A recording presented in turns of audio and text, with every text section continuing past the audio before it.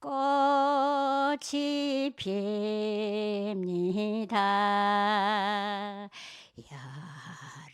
19살 가슴에 꽃이 핍니다. 수줍고 부끄러운 한 송이 꽃을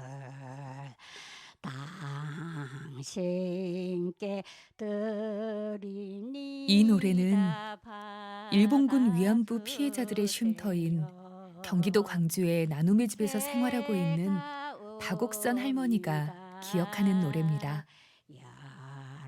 19살 가슴에 새가 웁니다.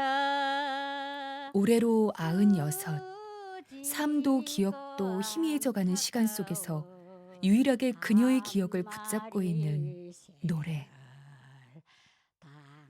박옥선 할머니가 직접 부른 노래 처녀일기는 15년 전 채록된 노래로 그녀의 꽃다웠던 시절, 채 피워보지 못하고 저버린 젊음에 대한 한이 담겨 있습니다. 성공회대 이준희 외래 교수는 이렇게 분석하고 있습니다. 이 곡은 특히 당시에 젊은 여성 팬들에게 인기가 좋았다고 보통 이렇게 짐작이 되는데요. 일단 가사 내용이 그렇고 자신들의 심정을, 말 그대로 처녀의 심정을 가사에 담아낸 것이니까 그런 점에서도 그 당시 이를 경험한 분들의 기억 속에 많이 남아있을 수 있지 않았을까 짐작은 됩니다. 18. 한창 예쁠 나이에 일본군 위안부로 끌려가 지옥 같은 전장 속에서 버티고 또 살아 돌아오기까지. 그녀의 생에 유일하게 위안이 됐던 것은 노래였습니다. 참 말도 못하게 부모가 보고 싶고 하루속히 얼른 가야 됐긴데요. 뭐 편지 한 통을 전할 수가 있습니까? 뭐 망구야 뭐 연락이 돼야 그 대동아전쟁에 나놓게 연락도 못 오고 연락할 때도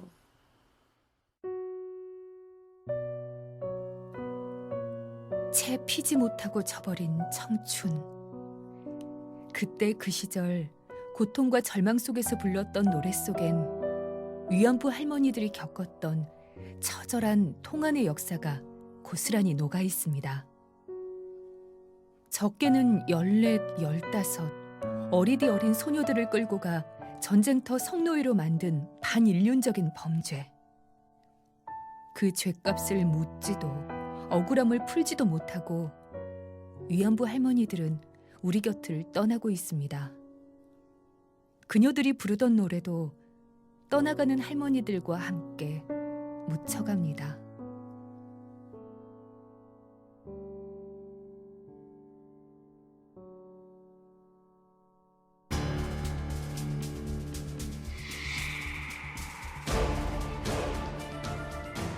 대구 MBC는 지난 15년간 일본군 위안부 할머니들에게서 채록한 노래들을 모아 그 노래 속에 담긴 한의 기억을 되새기려 합니다. 우리가 결코 잊지 말아야 할 역사의 진실. 위안부, 그 한의 역사를 기록합니다.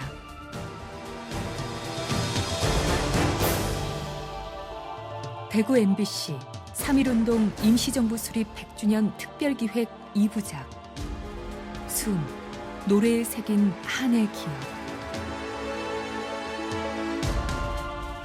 첫 번째 이야기, 날숨, 소녀의 노래.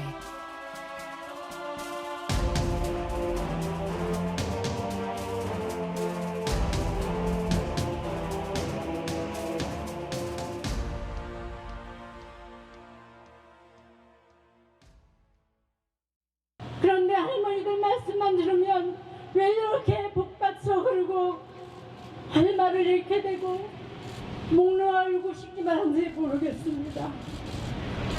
일본 대사관이 있는 이 자리에서 매주 수요일 일본 대사관 앞에서 열리고 있는 일본군 성노예제 문제 해결을 위한 수요 시위. 오늘도 어김없이 나타나 연단 위에서 목소리를 높이는 이가 있습니다. 어디를 옮겨가든 우리는 따라갈 것입니다. 일본 아베는 거짓말쟁입니다. 사죄도 안 하고 나라 대 나라 협의를 했다. 협상했다. 이런 나쁜 놈이 어디 있습니까? 인류 역사상 가장 잔혹한 범죄를 저지르고도 피해 배상은 물론 그 어떠한 사죄와 인정도 하지 않고 있는 일본 정부를 향해 이용수 할머니는 지난 27년 동안 한결같이 외쳤습니다. 내가 바로 살아있는 증거라고. 이용수 할머니가 일본군 위안부로 끌려갔던 당시 나이는 겨우 16, 어린 소녀였습니다. 나는 달성국민학교 다녔어요. 다녔는데 그때는 입학하면 뭐 입학석을 쏘고 그것도 없어. 그것도 없어요. 학교 가면 그냥 책보 미고 가면 이름 뭐가 하면 그냥 그거 하고 이랬는데 밑에 동생이 너희예요. 너희 쌍둥이도 있어요. 쌍둥이 전부 남자예요. 위에 오빠 한 명이고.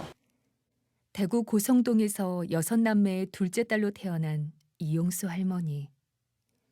아들 많은 집에 딸아이로 태어나 줄곧 남자 형제들의 뒷바라지로 어린 시절을 보냈지만 16 소녀에게 세상의 전부였고 돌아갈 수 없는 기억은 가족의 품이었습니다. 이부 집 사람들이 아이 저 집 쌍둥이 집에는 저 아들 많은 집에는 가시나 말라고 공부시키노 무시마 공부시켜야지. 그때는 그렇게요. 그렇게 들으니까 굉장히 자존심이 상해요. 근데 안 가면 대직하고 그냥 3학년까지 댕기다가 안 갔어요. 안 가고 그 동네에 야학이 있었어요. 야학이 있었는데 그 야학에 갔어요. 주간도 하고 야간도 하고 하는데 가니까 일본 선생이 있더라고요. 살살거리고 이렇게 하니까 좋다고 내가 노래도 이제 뭐 노래 부르는 걸 좋아하고 이러니까 그 풍금 있잖아요. 오르간 아니고 그 피아노 아니고 좀 하는 거 발라발라 풍금 그거를 시르고 그 하면서 노래를 가르쳐 줘요. 그러면 노래를 또 잘 불러요 제가 옆에서.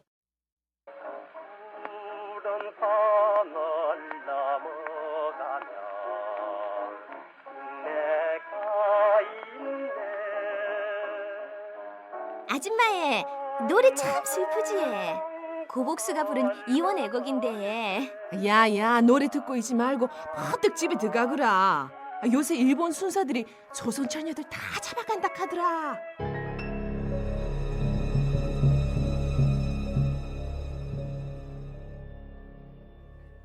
그 시절 당시 유행했던 노래에 대해 시인이자 평론가인 이동순 교수는 이렇게 평가합니다.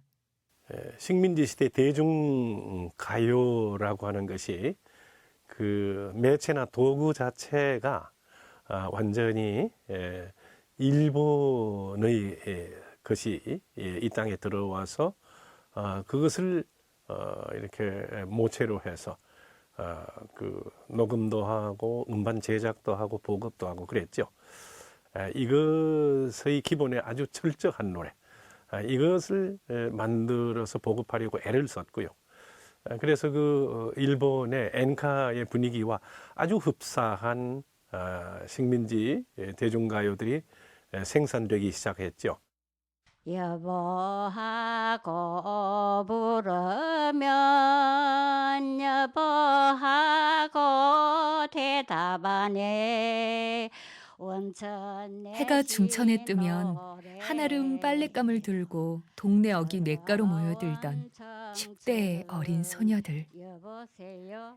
경남 밀양에서 나고 자란 박옥선 할머니가 기억하는 노래입니다. 푸른 하늘 우리들은 젊으니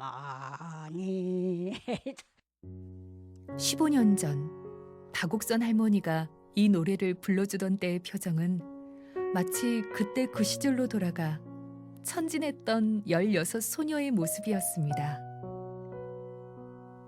하지만 할머니의 얼굴에서 소녀의 미소는 그리 오래가지 않았죠. 소녀들의 삶을 산산이 무너뜨린 그 순간에 절망이 떠올랐기 때문입니다.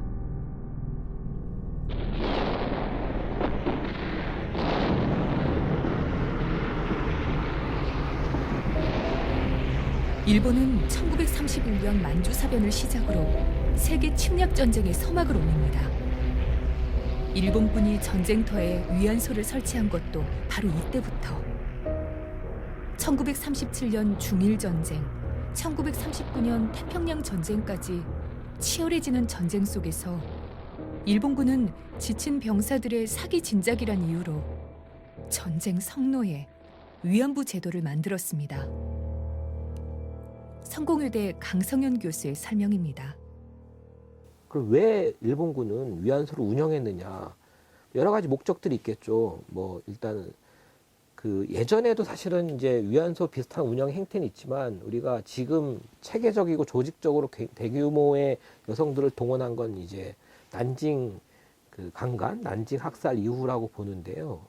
사실 일본 쪽에서도 그 문제를 굉장히 심각하게 봤어요. 그래서 위안소를 운영하면 강간이 방지될 거라는 목표를 세운 거죠. 근데 효과는 그렇지 않았어요. 강간은 계속 발생하고 위안소도 운영이 되는 거죠.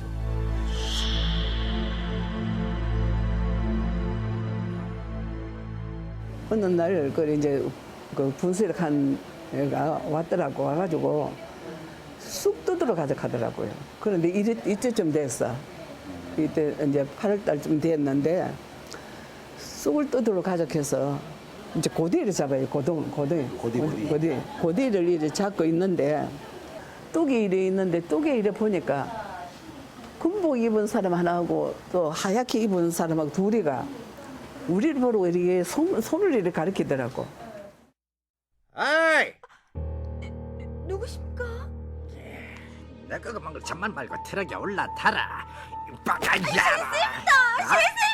아니 저것이 어딜 도망가나 조생진. 도희 아저씨, 집에 놀려 보내줘서 어머니가 기다립니다. 시끄러. 아저씨.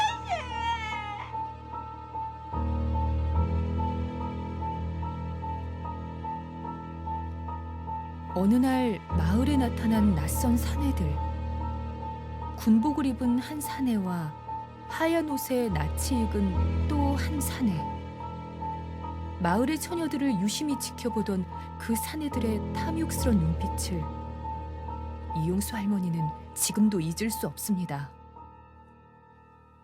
2008년 돌아가신 지도리 할머니와 현재 나눔의 집에서 생활하고 있는 이옥선 할머니는 당시의 상황을 노래로 기억하고 있었습니다. 어젯밤에 도둑놈이 와서 어린애도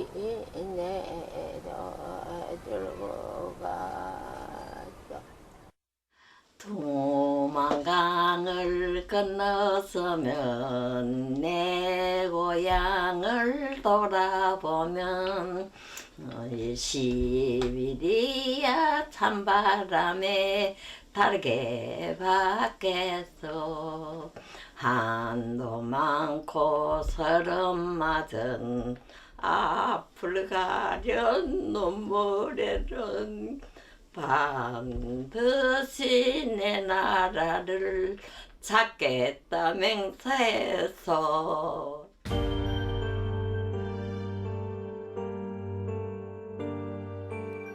납치, 유괴, 취업 사기. 갖은 방법으로 조선의 여성들을 동원해오던 일본의 위안부 제도는 1944년 8월 22일 조선 여자정신대 근무령을 공포하면서 더 조직적이고 체계적으로 이루어졌습니다. 일본군 위안부 문제를 연구하고 있는 동북아 역사재단 박정희 박사는 당시 정신근로대 강제동원이 일본 정부에 의해 철저하게 조직적으로 이루어진 위안부 모집이라 말합니다. 예. 그리고 이게 당시에 그 식민지 동원 체제 하에서 낯선 사람들이 와갖고서 감언이사를 하는 방식이었기 때문에 실제 할머니들의 증언 내용을 보면은 마을 이장이나 구정이 함께 왔다는 얘기를 많이 하고 있거든요. 그래서 아마 그 모집업자들이 어느 마을에 들어가면 그 마을 사정을 모르잖아요. 근데 자신들이 원하는 동원 대상은 분명했잖아요. 예. 그러니까 20세 전후의 어떤 여성들. 그런데 피해자 증언을 들어보면은 마지막으로 도착해서 군인들을 보기 전까지 내가 무슨 목적으로 끌려가는지 나는 알지 못했다라고서 얘기를 굉장히 많이 한단 말이에요. 식민지 여성들이 주체적으로 살 수 없는 환경을 만들어 놓고 이 여성들의 자발적인 선택에 의해서 위안소로 갔다라고 얘기하는 것은 굉장한 모순이다라고 얘기할 수밖에 없는 것이죠. 당시 정신근로대와 위안부로 강제 동원된 조선의 처녀들은 그때의 나이가 20살이 채 안 된 10대의 소녀들이 대부분이었습니다. 나고 자란 동네를 벗어나 본 적도, 기차며 배를 타본 적도 없던 어린 소녀들.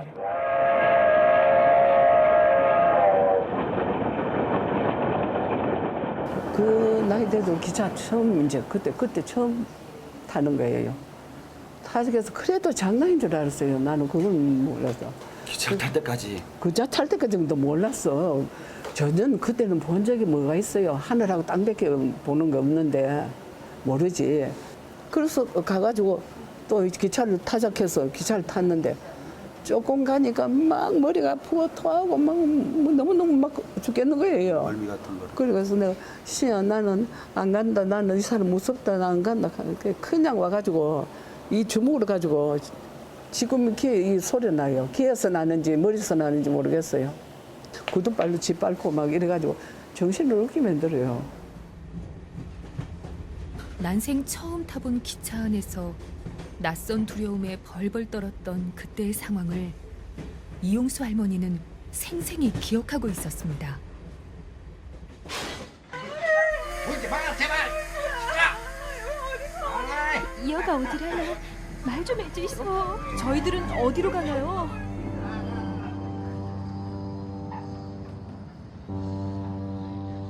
얼마나 갔을까요? 기차에서 내리자 또 배를 타라고 합니다. 어디로 가는지도 모를 배 안에서의 생활은 끔찍한 지옥의 시작이었습니다. 왜 그러십니까? 잘못했습니다. 지금 무조건 잘못했습니다. 시키는 대로 다 할게. 제발 살려주이소. 살려주이소. 여자아이 이제 10대 여자아이들이에요. 낙하면 이제 뭐 한두 살 더 많지. 그런 아이들이 있는데 군인은 해군이 300명 탔어요. 300명. 그 개돼지 같은 놈들이 44년이 됐겠지. 4년이 도착했는지 덜 됐는데 뭐 더 됐는지 그걸 모르겠어요. 배를 타고 낯선 땅으로 끌려간 소녀들은 이용수 할머니만이 아니었습니다. 많은 위안부 할머니들이 부산항을 거쳐 먼 타국으로 떠났습니다. 그 때문에 당시 부산항은 헤어짐의 장소로 불렸는데요.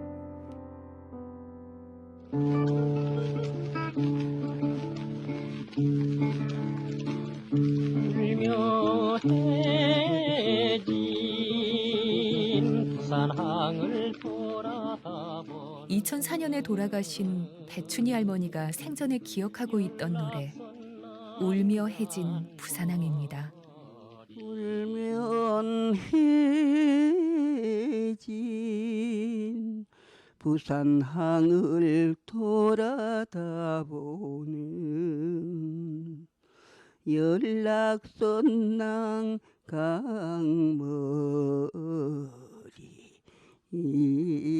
흘러온 달빛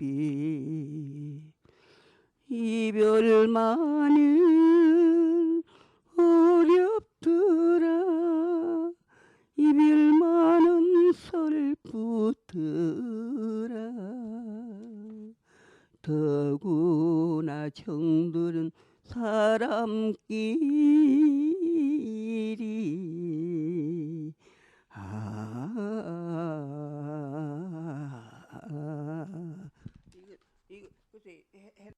파도는 출렁출렁 연락사는 떠난다. 잘 있어 잘 가서 눈물 젖은 손수건 진정코 당신만은 진정코 당신만은 사랑하는 까닭에 눈물을 흘려오면 떠나갑니다.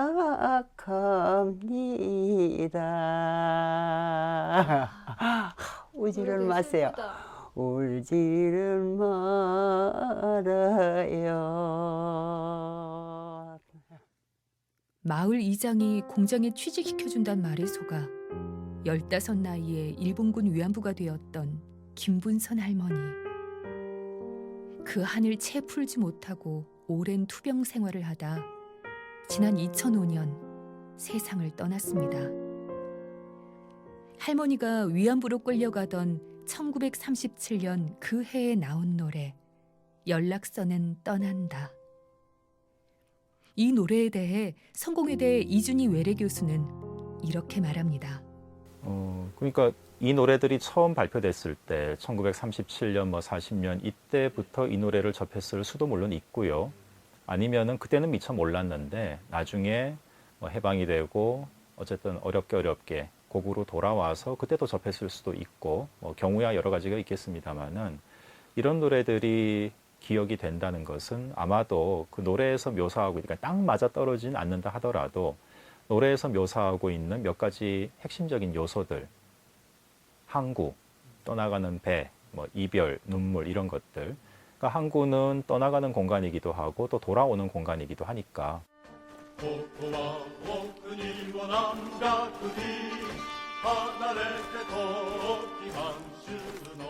위안소는 군인들이 생활하던 군부대 안 또는 그 인근에 설치됐습니다. 그 수치는 현재까지 파악된 것만 해도 500여 곳. 당시 일본군이 점령한 동아시아와 태평양 국가 곳곳에 존재했습니다. 배를 타고 세계 각지로 이송된 소녀들은 그곳이 어딘지도 모른 채 앞으로 어떤 일을 겪게 될지도 모른 채 지옥 같은 생활이 시작됩니다. 자카르타에서 이제 내려가지고 야전병원을 데려가대요. 우리 23명이 가는데 23명이 이제 그 병원에 가가지고 어찌했는 거구만 역을 갔다가 그냥 이 창수하고만 빠질라는 기라요. 그래 어찌 해서 자궁을 어찌 건드렸어. 얼마나 하열로 무작가다 애놈들 같이 무작가. 근데 자어떤 토요일날 일요일날은 금 100명 금 100명 정도 와요.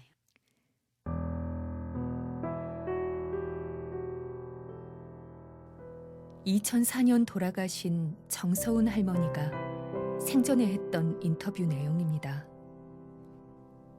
임신을 할까 자궁을 도려내고 일주일에 한 번은 성병 주사를 맞아가며 하루에 30-40명씩 많게는 100명까지 줄을 지어 들이닥치는 군인들에게 강제로 범해지는 성노예 생활.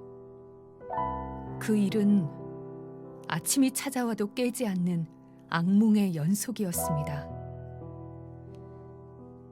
나눔의 집 할머니들은 아무리 세월이 흘러도 그 끔찍했던 위안소의 기억이 잊혀지지 않는다고 말합니다. 나는 평양북도 시촌에서 태어났어요. 이루고 싶은 거는 내 일생을 망쳤으니까 망쳐준 그 사람들한테 사죄받고 싶은 것이 내 소원이고. 16살이 끌려가갖고 58년 만에 한국을 돌아왔어. 그래 오니까 아버지 엄마도 다 돌아가시고 오빠도 돌아가시고 집안에 친척이 다 돌아가시고 얼마나 외로운가 보시고. 나는 제일 가슴이 아픈 게 뭐에 가슴이 아픈가. 우리 아버지도 집에서 알아서 죽지 않고 일본 사람들이 끌어다가 어떻게 때렸는지도 모르고 도망해서 죽었는데 내가 이게 가슴이 제일 아픈 거야. 이제 나도 막 아래를 이렇게 막 하혈을 해가지고 빛나지도 못하고 이렇게 눈 감고 들어오면서 이렇게 정신을 못 봤어. 모르는 거야 그냥. 못 견디겠으니까 그냥 정신없이 이렇게 그냥 축을 넘어져가지고도 있고 막 그러니까 막 무슨 끈으로다 이 목도 매고 또 높은 데서 떨어지기도 하고 또 무슨 약이 있으면 먹고 매일 밤 2~3명씩은 죽어 없어지는 거야. 그냥. 나는 정말 이 좋은 세상 다 지내가 일으키자는 다 늙어서 그저 죽을 날밖에 없어.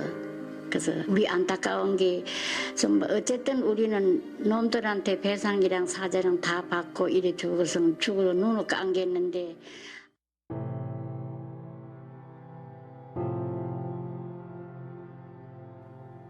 군홧발로 차이고 담뱃불에 짓이겨지고 감금과 폭행이 일상으로 자행되던 위안소 생활. 관계를 거부했다는 이유로 칼에 찔려 생사를 오가는 위안부들도 다반사였습니다. 그러다 죽어나가는 처녀들이 생겨도 그들은 전혀 신경 쓰지 않았죠. 자신들을 받아들일 위안부는 또 있었으니까요.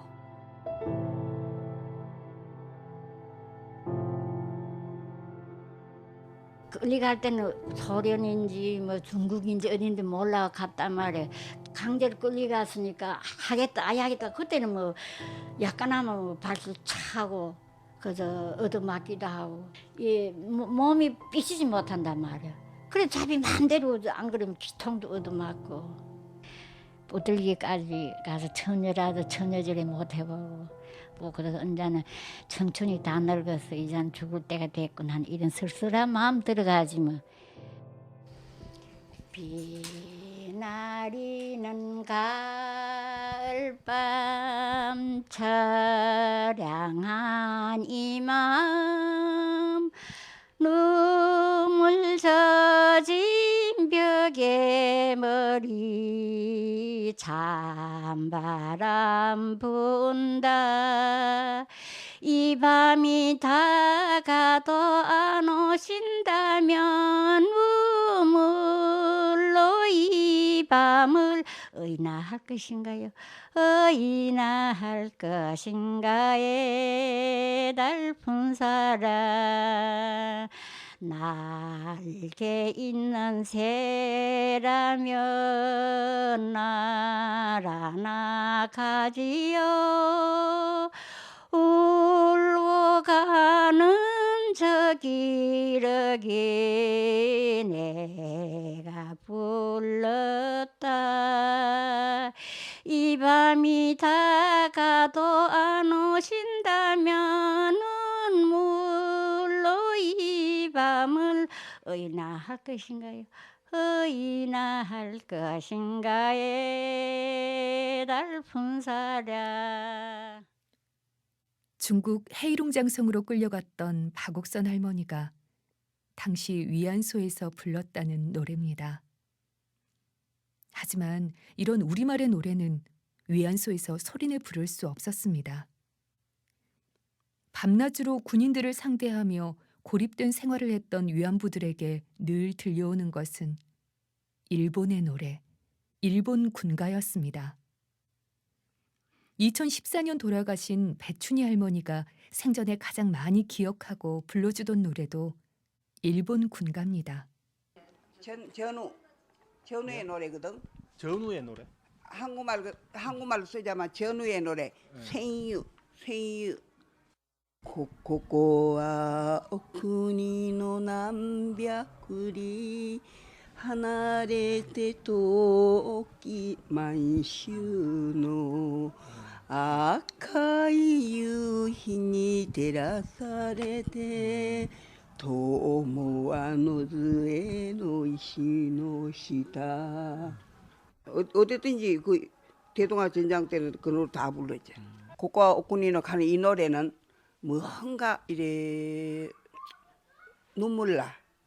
이 만주 땅에 이래 지는 석양이 그 외국 땅에 그제 타국 땅에 가가지고 자기 나라를 위해서 싸우러 나간 군인이잖아. 목적은 그제 그러니까 그런 걸 이래 생각할 때 이 노래가 좀 뭐냐 하면 좀 이래 외로운 노래라. 성공회대 이준희 외래교수의 설명입니다. 그러니까 당시 이 군가 내지 군국가요라는 것은 오늘날과는 좀 상황이 다른데요. 요즘은 우리가 일상에서 이런 음악을 뭐 듣거나 부르는 경우는 거의 없다고 봐야 될 겁니다. 군대라는 특수한 그 공간 내에서만 이런 음악이 군가나 이런 것들이 유통이 되는데 뭐 가두에서 길거리에서 이런 뭐 음반 가게라든가 이런 데에서도 처음에는 안 그랬겠지만 갈수록 정책적으로 아마 압력이 있었을 겁니다. 그러니까 꼭 군대라는 상황 그 공간이 아니라도 1930년대, 40년대 초까지 그 시대 자체가 이런 군국주의적인 내용을 담고 있는 노래들을 일상적으로 접할 수밖에 없는 구조였죠. 뭐 군부대 아니라면 더 말할 나위가 없죠. 여기는 나라를 떠나 몇백 리 멀리 떨어진 만주. 석양이 비치면서 저 눈은 죽어 들판 속으로 묻혀간다. 한평 남짓한 방 한 칸의 작은 창문 너머로 보이던 풍경. 석양이 비치던 저 들판 차가운 흙 속에 비속 하나 없이 묻혀간 처녀들의 혼. 비록 일본 군가였지만 위안부들은 이 노랫말 속에 자신들의 억울하고 슬픈 삶을 투영해 불렀습니다. 참혹한 위안소 생활을 버티며 스스로를 위로했던 건 노래뿐이었으니까요. 나눔의 집 김대월 학예사의 말입니다. 그 순간은 이제 잊는 거죠. 그 아픔이라든지 좀 나빴던 기억은 있고 노래 부를 때만큼은 굉장히 표정이 밝으시거든요. 그런 거를 봤을 때는 아무래도 그 사람이 그런 게 있대잖아요. 심리적으로 한쪽이 너무 이렇게 억압받으면 한쪽으로는 또 이렇게 즐거워하려는 그 본능이 나온다. 그런 게 노래에 좀 표현되는 것 같은 그런 느낌은 받았습니다. 네.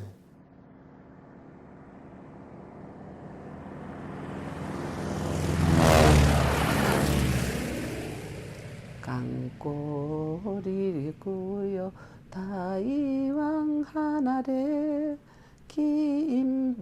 김바노 구머노리고 에대요 다레다 때미요구루 히도사에 나게랴 나이때 구레루와 도시공아 히도리다. 이 노래는 이용수 할머니가 기억하는 일본 군가입니다. 한 일본 군인이 전장에 나가기 전 할머니를 찾아와 불러줬다는 노래.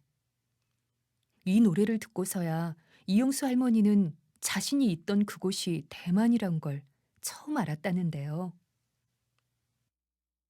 이 군인은 저번에 그 군인이 자기는 가미가제? 가미가제를 일본 말로는 턱공대, 도코다이라 하거든. 도코다이라 하더라고. 도코다이가 뭔데 하니까 비행기에 둘이 타면 저기 적기에 배나 비행기 있으면 막 그가 쳐박아 죽는 게 거기 이제 도코다이 가미가제 부대를 가더라고. 그러면서 이 군인이 이름을 지어줬어. 연자라고. 연자가 또 식구고 강꼬리리꾸요 다 신지구 하나래 김바노 구머노리고 에대요 다레다 때미요구루 히도사에 나게라 나이때 구레루와 고노공아 히도리다. 강꼬라 카마 전투기 강꼬 전투기고 전투기는 뜨는데 대만은 멀어진다. 쿵덕쿵덕 울음소리에 아무도 배웅해 주는 사람 없지만은 단 한 사람 울어줄 사람은 연자 한 사람이다. 이 절은 전투기는 떠는데 신죽은 멀어진다. 전토끼는 떴는데 대만은 멀어진다. 아, 그거가 대만이 아니겠나.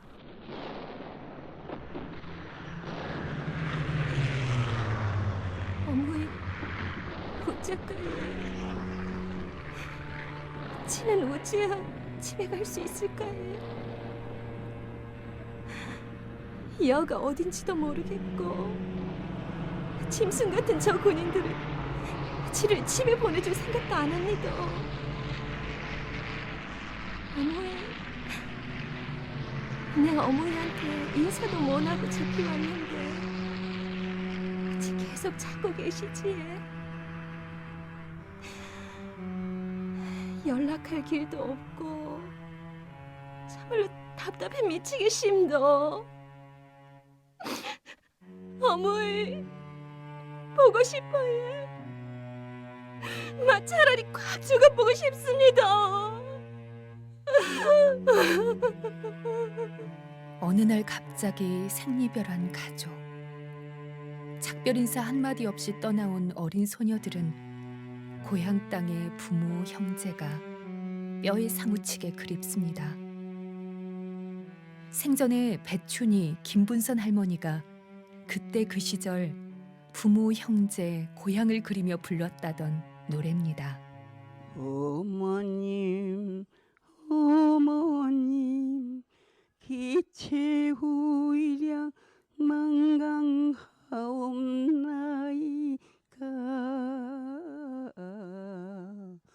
복무구구 무림마성 지지로소이다.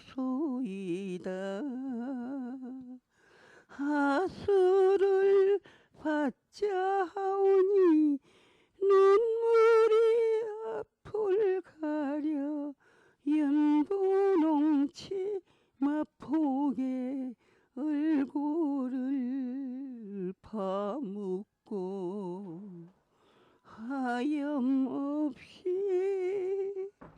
울었나이다.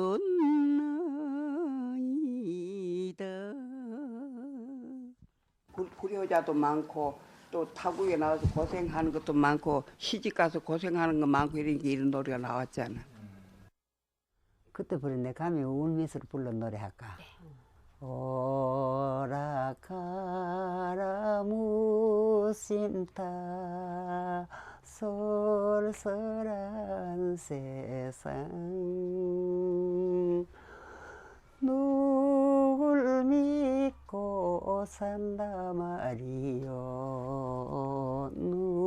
누구를 믿어 믿지 못할 사람을 믿었던 죄로다 산을 넘고 물을 건너 거지없이요. 시인 이동순 교수는 이 두 곡의 노래에 대해 이렇게 말합니다. 그 노래 자체가 지니고 있는 그 위로와 격려의 기능, 그것을 이렇게 자연스럽게 우리는 생활에서 그것을 활용하고 의지하고 또 그것을 이렇게 무언가 이렇게 흠뻑 거기에 내 몸과 마음을 의탁함으로써 현재의 삶에 용기와 또 새로운 힘을 얻고 하는 그런 어떤 사이클이 아닌가라는 생각이 들죠. 계속되는 전쟁, 언제 끝날지도 모르던 위안소 생활. 짧게는 1년, 길게는 8년 동안 계속됐습니다. 10대의 어린 소녀들은 어느새 20살을 넘긴 성년이 되어 있었죠. 각世界の体制と帝国の現状度に鑑み 1945년 8월 15일 일본의 항복으로 전쟁은 끝이 났습니다. 조국의 해방 소식은 위안소의 처녀들에게도 전해졌습니다. 드디어 고향으로 돌아갈 수 있겠구나. 하지만 위안부들에게 광복은 그 해에 바로 오지 않았습니다. 성공회대 강성현 교수의 설명입니다.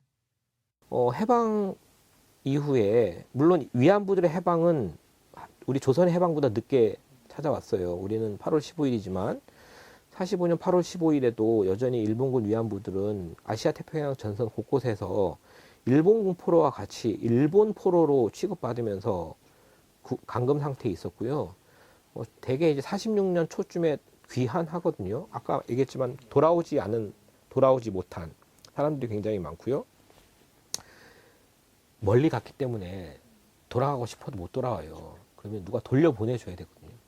그러면 연합군 배를 타고 들어오는 거잖아요. 일본군 포로와 함께. 그리고 일본을 거쳐서 아마 조선으로 돌아오게 되는 거죠. 일본군은 패전 직전 위안소와 관련된 자료를 모조리 소각하는가 하면 심지어 위안부 여성들까지 집단 살해하면서 자신들의 죄를 감췄습니다. 그렇게 끌려간 이들은 많았지만 되돌아온 사람들은 얼마 되지 않았습니다.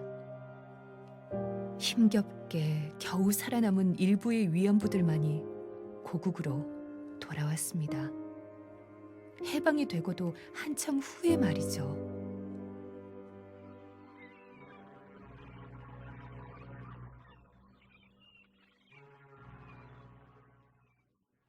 이제 배를 타고 오는데 막 배 타고 이래 이제 부산 가까이 오는 데가 한데 막 학생기 옛날에는 학생기 그걸 막 대놓고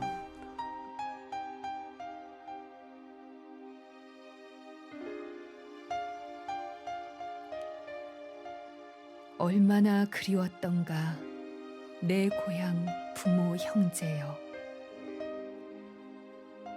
하지만 어렵게 돌아온 이들 앞에 또 다른 시련이 다가왔습니다.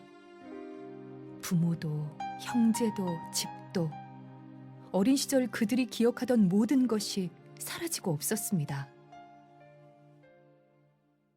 그렇게 하니까 우리 아버지는 술로 잡수고 해가지고 병이 나서 중풍 걸려 있었고 우리 엄마는 이제 그날도 한 징에 딱좀 이때 좀 더 되는 것 같아요. 그러니까 그래가 하니까 이제 우미성 오늘 밤에도 올란강 그 집에 와가지고 이제 고향이라고 하는 또 우리 아버지도 세상도 보고 날로 하나 밥해 놓으면 저 덜해. 산에 높은 데 올라가가지고 날 아직에 가야 내일 모르고 밥 먹으러 오느라 가고 지내가 가야 밥 먹으러 오느라 가고 덜해서 막 극하다 보면 뭐 40대 되고 그러면 세상 가서 날 따면 너무 막 꼴비. 그래갖고 이제 집으로 갔는데 아버지도 그때 그 당시 돌아갔었죠. 어머니도 돌아갔었죠.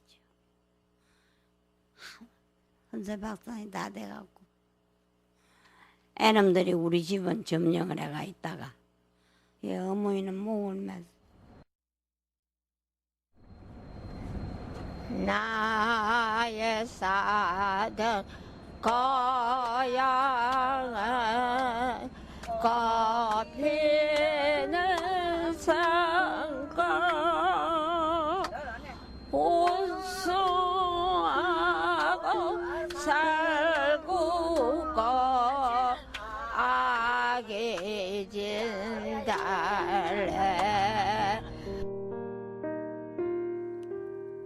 2008년 돌아가신 지도리 할머니가 고향을 그리며 불렀던 노래 고향의 봄. 그러나 위안부 여성들에게 고향의 봄은 없었죠. 그녀들을 맞아주는 건 또 다른 삶의 고통. 일본군 성노예였다는 낙인과 멍해. 청춘을 빼앗기고 평범한 여성의 삶마저 앗아간 위안부 생활이었건만 그녀들은 이 사회에서 죄인이 되어 있었습니다. 위안부들의 삶을 성공회대 강성현 교수는 이렇게 설명합니다. 모든 그 전후의 상황이 압축되어 있는데 한국의 가부장제라는 건 단지 그냥 피상적인 게 아니라 그냥 문화가 아니라 여성들에게는 굉장한 구속이자 억압이었어요. 그러니까 자기가 당한 피해 사실에 대해서도 그 경우는 이제 엄마한테 얘기했는데 엄마가 입을 다물게 만든 거잖아요. 그리고 그게 계속 트라우마가 됐던 것이고 본인이 증언하기 위해서 다시 말해 언어를 찾기 위해서는 엄마를 넘어서야 되는 상황이었던 거죠. 뭐냐면 수십 년간 말을 못했어요. 가족 관계에서, 이웃 공동체와의 관계에서, 그 마을 사람들과의 관계에서. 그리고 심지어는 그런 것들을 부정했죠. 세상의 불편한 시선 앞에 자신을 철저히 숨기고 살아야 했던 위안부들. 그렇게 45년의 시간이 흘렀습니다. 1991년 8월 14일 숨죽여 있던 일본군 위안부 문제가 세상에 드러났습니다. 수많은 군중 앞에서 일본군 위안부 피해자임을 최초로 증언한 김학순 할머니. 정말 기가 막혀요. 그 어마어마한 군인들이 달라들고 강제로 달라들 적엔 정말 기가 막혀. 아주 입살을 깨물고 도망을 가려고 뿌리치고 도망을 나오다가 붙잡혀서 끌어가면. 김학순 할머니의 증언을 시작으로 일본군 위안부 피해자들은 하나 둘 세상 밖으로 나오기 시작했습니다. 저놈들한테 잘못됐다 소리 듣는 거지. 잘못했다 소리 듣는 거. 아니, 원이 그거야지. 다른 건 없어. 할머니들은 세상을 향해 외쳤습니다. 자신이 겪었던 통한의 삶을, 한의 기억을 역사의 진실 앞에 바로 서도록 온 힘을 다해 마지막 숨을 내뿜고 있습니다.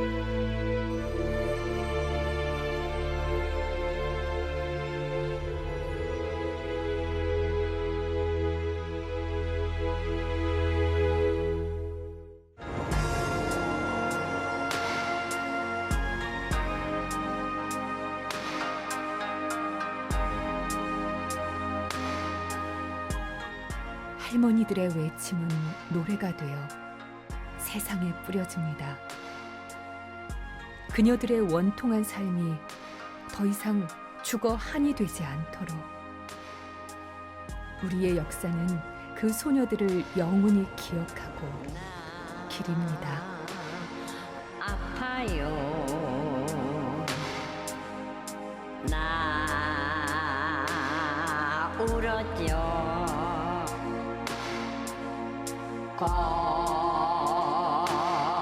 피는데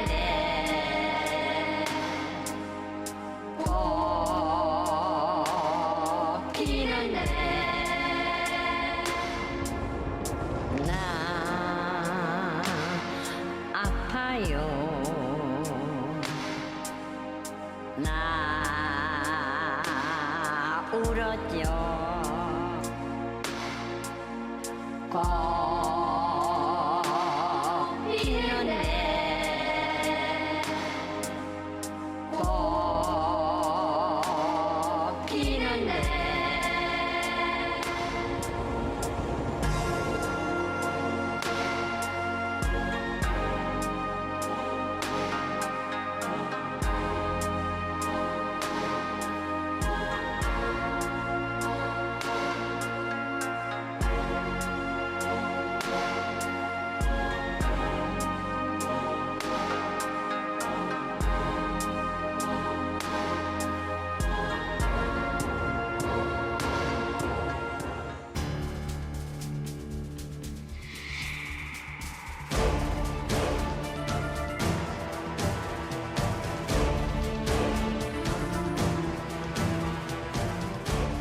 대구 MBC 3.1운동 임시정부 수립 100주년 특별기획 2부작 숨, 노래에 새긴 한의 기억.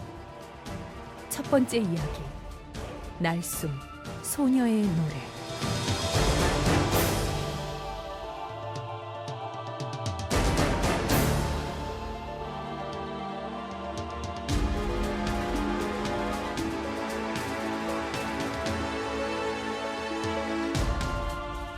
지금까지 기획 이동민, 기술 전재규, 촬영 백승봉, 서상희, 음원 출처 나눔의 집 역사관, 뉴스타파 목격자들, 자문, 동북아 역사재단, 나눔의 집, 정의기억연대, 희웅역사관, 도움말 박운규, 내레이션 조경아, 목소리 연기 류강국, 이지아, 행정 이란영, 종합편집 최근남, 음악 김병균, 글 구성 강미희, 취재 연출의 허문호였습니다.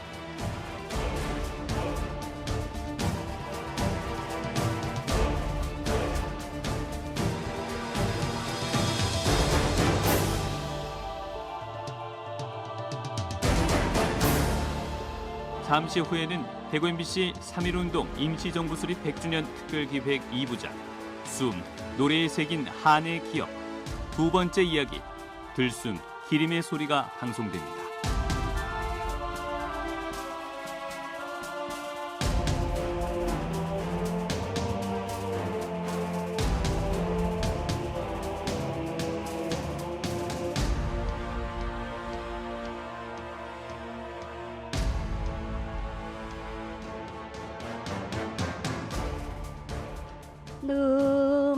눈물의 편지 사랑 세운 편지를 읽어주세요.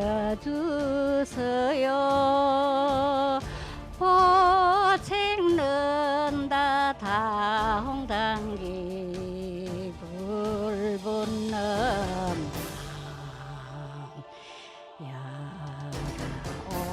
19살이가 섬을 알려두세요.